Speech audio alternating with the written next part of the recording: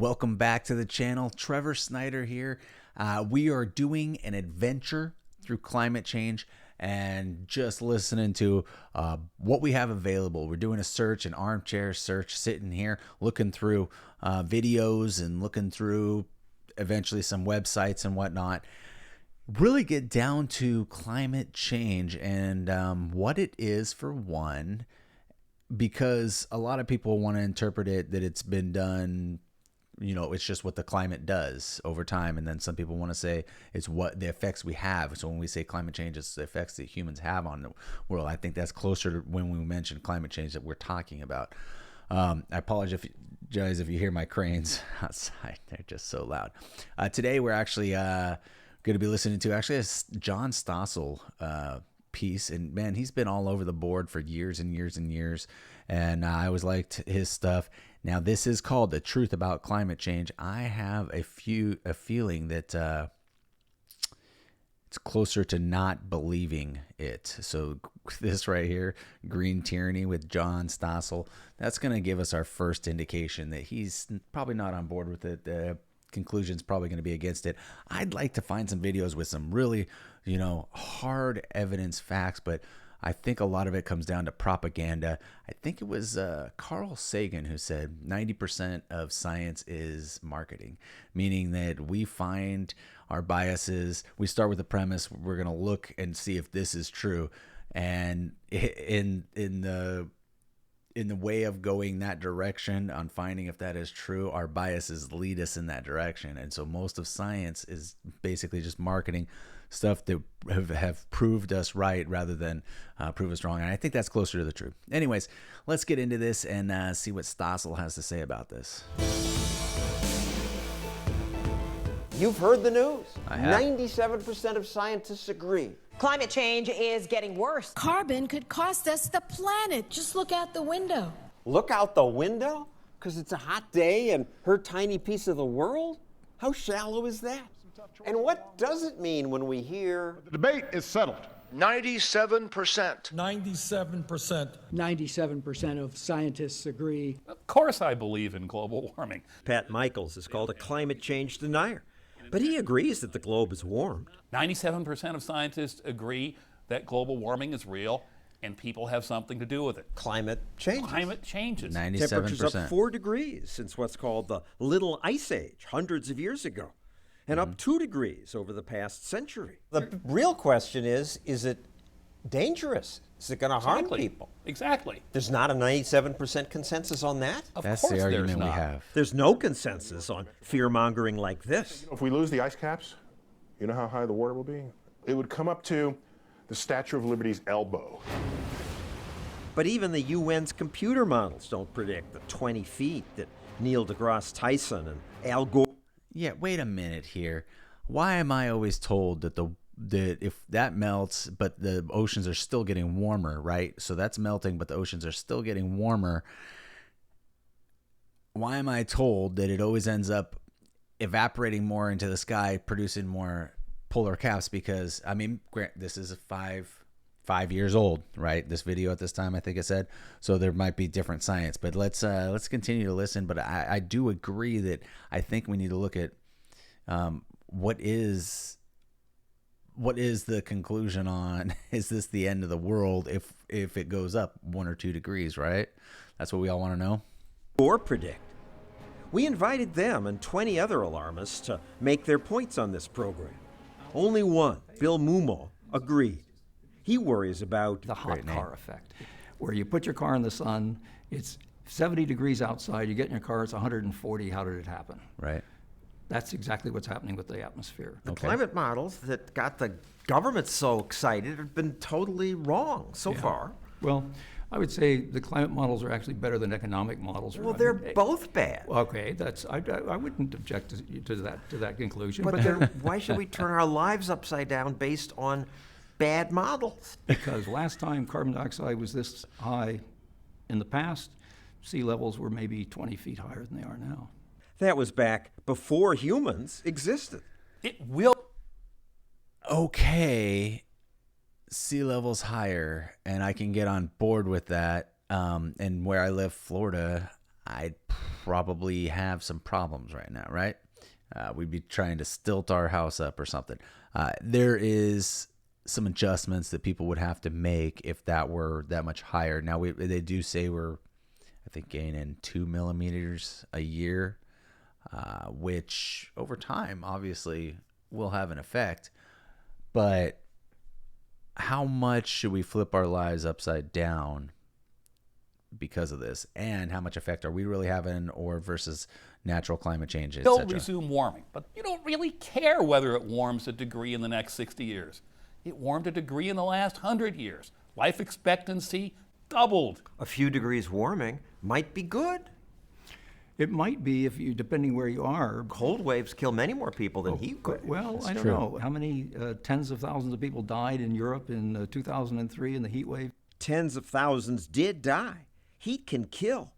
But many more people die from cold. The CDC says heat kills 600 Americans a year.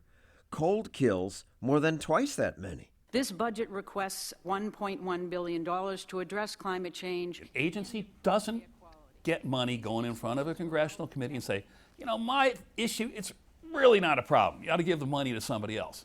No, instead, issues compete with each other bureaucrats for your money. It's business. And so you have they to want scare your them. funding. We have to act in this decade. As someone who gets paid to do research, I'm really excited. I'm going to go home and have fun. And so, to summarize, we have much scientific confidence that warming is contributing to sea level rise and other changes. I've lived through 8 environmental apocalypses: the population bomb, acid rain, the ozone hole, global cooling, you name it. The global warming scare has longer legs because it's got more money. That also gives climate I would alarmists agree with that. a reason to squash dissent. The climate change deniers suggest there's still a debate over the science. There is not. I bought what they were saying. Judith Curry is a climate scientist at Georgia Tech. She once agreed with the scaremongers. What changed? Well, ClimateGate. Emails reveal a plot among the world's top climate scientists. A group of esteemed scientists were strategizing to squash their opponents. And I thought, oh, wait a minute. Why should I believe this instead of my own judgment? What scientists actually agree on is a very narrow slice of things. Yes. I would agree with that. Most things are peer review, and if you ask most scientists, they'll say, well, you know, this is the best modeling we have available to, and it's always like, okay, the best modeling, but then there's always better modeling down the road and whatnot. And it's interesting. I hadn't heard of ClimateGate, but this is about right, because what happens is people don't like to be wrong, right? We don't like to admit we're wrong. And especially when you have people in power, for whatever reason, they cannot admit they were wrong. And although I think it would squash dissent a lot better if people just admitted they were wrong, because then the other person's can be like, oh, what else can I say, you know? So, but I think that's the big thing. And then now money drives it, so it's its own economy, right?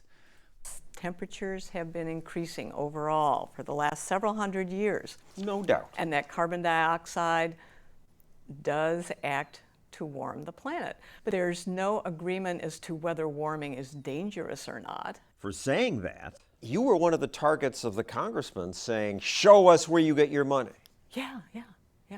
I was one of the 7. 7 climate skeptics were branded heretics in order to reveal all their sources of funds. Curry abandoned science. This is after praising me and pushing me a few years ago as, you know, the prestigious scientist. Well, you have and wrong whatever. opinions now. Yeah. I was trying to be honest as a scientist. It was very unpopular with a lot of my colleagues. They were trying to squash people who disagreed with them. And they've succeeded. I get emails from people all the time who wish they could speak out. What are they worried about? Losing their jobs. Canceled. It's dangerous to dissent when climate change is something politicians address with religious zeal. This was the moment when the rise of the oceans began to slow and our planet began to heal. Admit it. It's a religion. The head of the United Nations climate panel said it's his religion. When you emit greenhouse gases, you feel like you're committing a sin?